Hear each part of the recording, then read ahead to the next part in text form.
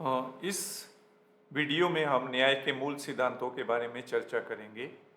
न्याय का पहला सिद्धांत है कि न्याय विधान के अनुसार हो।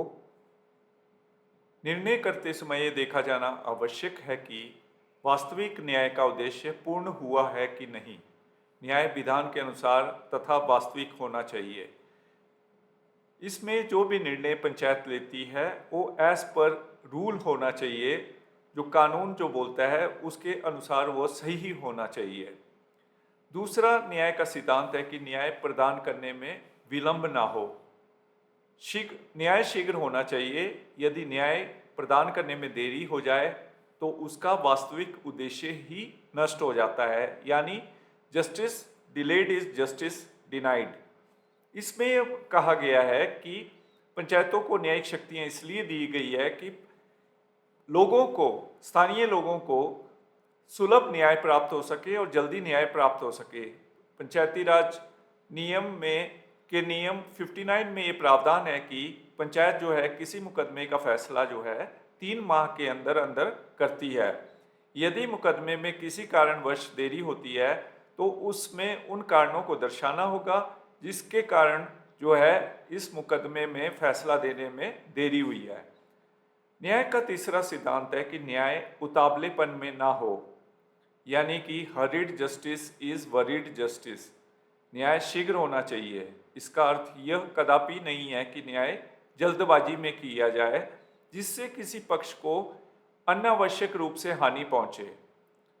न्यायपीठ के सामने जब तक तथ्यों के नियमानुसार ठीक प्रकार से जांच पड़ताल नहीं हो जाती है तब तक निर्णय देना न्याय के सिद्धांतों के प्रतिकूल है, यानी कि न्याय के सिद्धांतों के विरुद्ध है।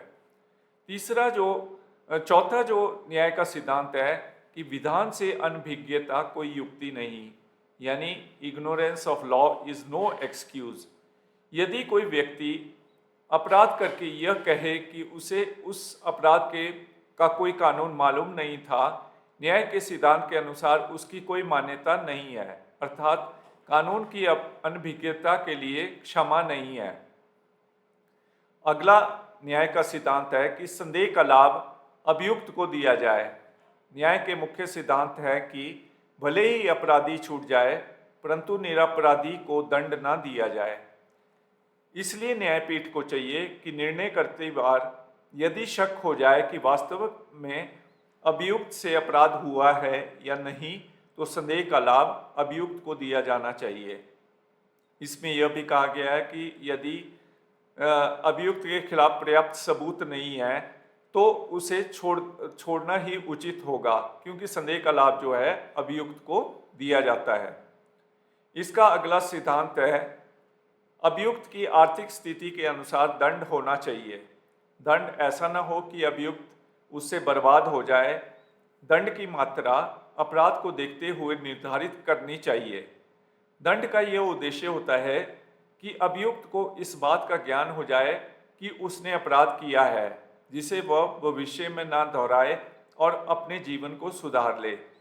यानी इसमें जो किसी को उसकी आर्थिक स्थिति को देखते हुए उस पे जुर्माना लगाया जा सकता है। जुर्माना इतना अधिक नहीं होना चाहिए कि वो उस जुर्माने को भरने में असक्षम हो। अगला सिद्धांत है कि मुकदमा उचित रूप से साबित किया जाए। पंचायत के न्यायपीठ के सभी पंचों को यह देखना जरूरी है कि उनके सम्मुख प्रस्तुत मुकदमा उचित रूप से साबित किया जाए। इसमें किसी भी पक्षकार के प्रति उनकी पूर्व भावनाओं द्वारा ही नतीजे पर नहीं पहुंचा जा सकता है और न ही किसी पक्ष के कहने पर। जब तक वह मुकदमा ठीक से साबित न हो जाए मुकदमे का निर्णय न लिया जाए।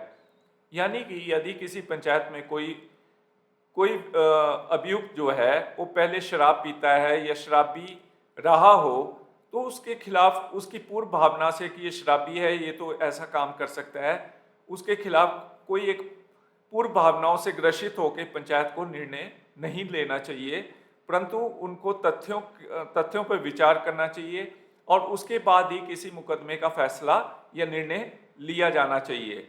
और लास्ट में सबसे अंतिम इसका न्याय का मूल सिद्धांत है कि दंड ऐसा हो कि अभियुक्त ये समझे कि वह दंड पाने का अधिकारी है।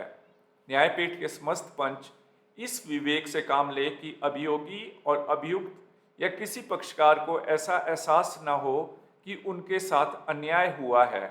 न्यायपीठ इस धैर्य और विवेक से काम ले कि अपराधी स्वयं अपना अपराध स्वयं स्वीकार करे और वह यह समझे कि वह दंड पाने का अधिकारी है।